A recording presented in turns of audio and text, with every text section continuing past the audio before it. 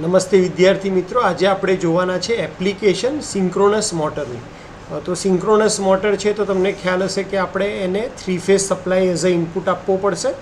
અહીંયા અલ્ટરનેટરની વાત છે એટલા માટે આ આઉટપુટ લખ્યો છે, પણ તમે એને ઇનપુટ તરીકે કન્સિડર કરો. આપણે 3 phase supply as a input આપશું, ડીસી સપ્લાય રોટરની અંદર ઇનપુટમાં આપશું તો આપણને રોટેશન મળશે અને આ સિંક્રોનસ મોટર તરીકે કામ કરશે.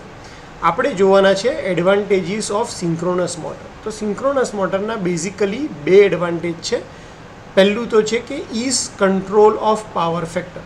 આપણે પાવર ફેક્ટરનો જે કંટ્રોલ છે એ ઇઝીલી કરી શકીએ છીએ. કઈ રીતે? તો ઓવર એક્સાઇટેડ સિંક્રોનસ મોટર છે એ લીડિંગ પાવર ફેક્ટર આપણને આપે છે, અને એટલા માટે એવો લોડ કે જેનો પાવર ફેક્ટર ઓછો છે એની સાથે આપણે સિંક્રોનસ મોટરને કનેક્ટ કરી અને એનો પાવર ફેક્ટર સુધારી શકીએ છીએ. ઘણીવાર ઓવર એક્સાઇટેડ સિંક્રોનસ મોટર છે એને આપણે જે ટ્રાન્સમિશન લાઇન છે એનું વોલ્ટેજ રેગ્યુલેશન સુધારવા માટે પણ યુઝ કરીએ છીએ, અને આવી ઓવર એક્સાઇટેડ સિંક્રોનસ મોટરને આપણે સિંક્રોનસ કન્ડેન્સર તરીકે ઓળખીએ છીએ. તો basically is control of power ફેક્ટરની જો વાત કરીએ, સિંક્રોનસ મોટર જો તમે એને અંડર એક્સાઇટેડ એટલે કે ઓછું એક્સાઇટેશન આપો તો એ લેગિંગ પાવર ફેક્ટરમાં યુઝ થશે. મીડિયમ એક્સાઇટેશન આપશો તો યુનિટી પાવર ફેક્ટરમાં યુઝ થશે, અને ઓવર એક્સાઇટેડ એટલે કે ફિલ્ડ વાઇન્ડિંગની અંદર વધારે કરંટ આપશો તો તમને એ ઓવર એક્સાઇટેડ એટલે કે લીડિંગ પાવર ફેક્ટરની અંદર કામ કરતી જોવા મળશે, અને એને તમે બીજા લોડનો પાવર ફેક્ટર ઇમ્પ્રૂવ કરવા માટે પણ યુઝ કરી શકો છો. આ છે એનો પહેલો એડવાન્ટેજ. બીજો એડવાન્ટેજ છે કે એની કોન્સ્ટન્ટ સ્પીડ. સિંક્રોનસ મોટરની એક ખાસિયત છે કે એના ઉપર તમે ગમે એટલો લોડ આપી દો એની સ્પીડમાં ફરક પડતો નથી, અને એટલા માટે તમે કોઈ પણ લોડ ઉપર સિંક્રોનસ મોટરને કોન્સ્ટન્ટ સ્પીડે ફેરવી શકો છો. ઇન્ડક્શન મોટરની વાત કરીએ તો એની અંદર જેમ જેમ લોડ વધે એમ સ્પીડ ઘટી જાય છે. તો આ એના બે સારા એડવાન્ટેજીસ આપણે કહી શકીએ સિંક્રોનસ મોટરના, કે વેરાયટી ઓફ પાવર ફેક્ટર આપણને મળે છે અને સ્પીડ જે છે કોન્સ્ટન્ટ મળે છે. ડિસએડવાન્ટેજની વાત કરીએ તો સિંક્રોનસ મોટરના 4 ડિસએડવાન્ટેજ અહીંયા મેન્શન કરવામાં આવ્યા છે. પહેલું છે, સિંક્રોનસ મોટર એ બહુ જ કોસ્ટલી છે બીજી મોટરની કમ્પેરિઝનમાં. કેમ?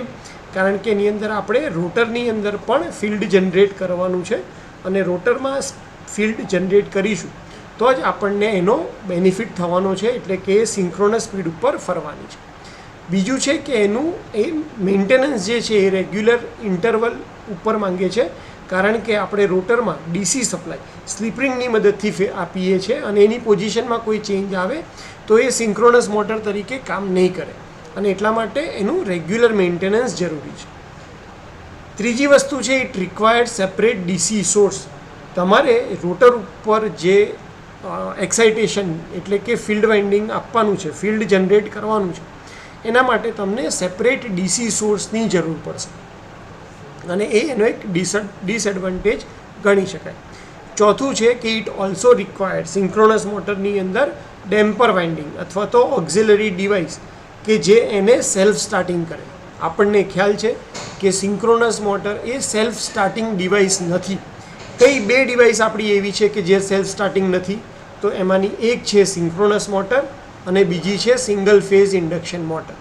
આ બંને એવી ડિવાઇસ છે કે જેને ઓક્ઝિલરી વાઇન્ડિંગ અથવા તો ડેમ્પર વાઇન્ડિંગની જરૂર પડે છે. સિંક્રોનસ મોટરના કેસમાં ડેમ્પર વાઇન્ડિંગ, અને ઇન્ડક્શન સિંગલ ફેઝ ઇન્ડક્શનના કેસમાં ઓક્ઝિલરી વાઇન્ડિંગની જરૂર પડે છે, કે જે એ મોટરને સેલ્ફ સ્ટાર્ટિંગ કરે છે.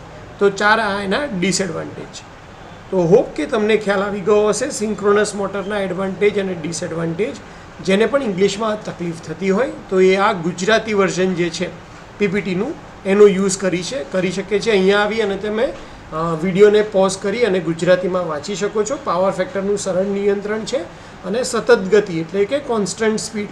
એવી જ રીતે પાછળની સ્લાઇડમાં મેં ગેરલાભો એટલે કે ડિસએડવાન્ટેજ લખ્યા છે. સિંક્રોનસ મોટર ખૂબ મોંઘી છે, સ્લીપરિંગને કારણે મેન્ટેનન્સની જરૂર પડે છે, ફિલ્ડ એક્સાઇટેશન માટે અલગ ડીસી સોર્સની જરૂર પડે છે, અને સ્વયં સંચાલિત મોટર ન હોવાથી એના માટે ડેમ્પર વાઇન્ડિંગની જરૂર પડે છે. તો તો તમારો ટાઈમ આપીને આ વિડીયો જોવા માટે થેન્ક યુ સો મચ. જીટીયુની અંદર પણ આ એક્ઝામમાં આ ક્વેશ્ચન પૂછાતો હોય છે, તો તમે આનું રિવિઝન કરજો અને પોતાની નોટ્સ બનાવજો, જેથી કરીને તમે સારા માર્ક્સે પીટી રામની અંદર પાસ થઈ શકો. Thank you so much.